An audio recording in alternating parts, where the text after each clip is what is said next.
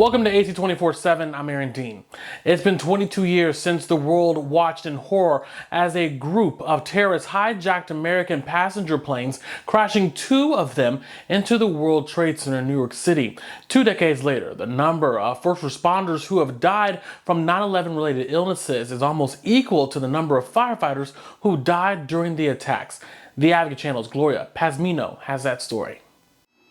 Today, we pay tribute. Mournful Americans honor the nearly 3,000 people who perished when 4 hijacked planes crashed into the World Trade Center, the Pentagon, and a field in Pennsylvania. 2,977 innocent men, women, and children who lost their lives. As memorial events take place across the nation, a heightened sense of awareness emerges for those who displayed remarkable acts of heroism on that tragic day. The degrees of cancer are growing, and the cost of treatment is growing.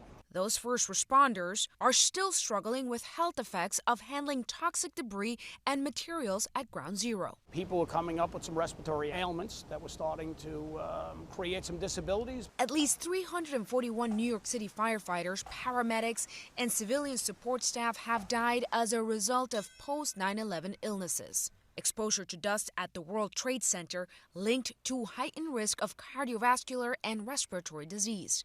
Thousands of cancer diagnoses have also been linked to the toxic air during the attacks. It's the people who aren't dying but are sick, and they're not living but they're alive.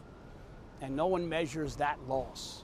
With each passing year, the list of first responders who succumb to post-9/11 illnesses continues to rise.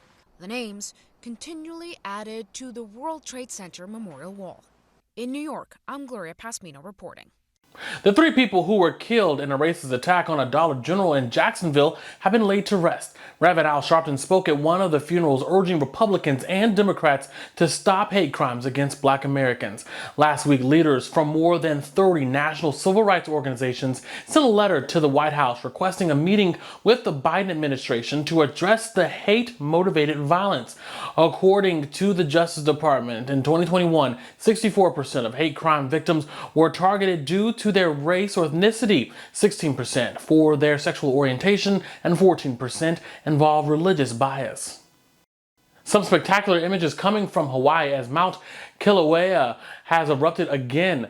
Geologists say the eruption is at the summit crater, and as of now, authorities say that the eruption does not present an immediate danger, but they have raised the alert level to red for potential hazards. Kilauea erupted last June.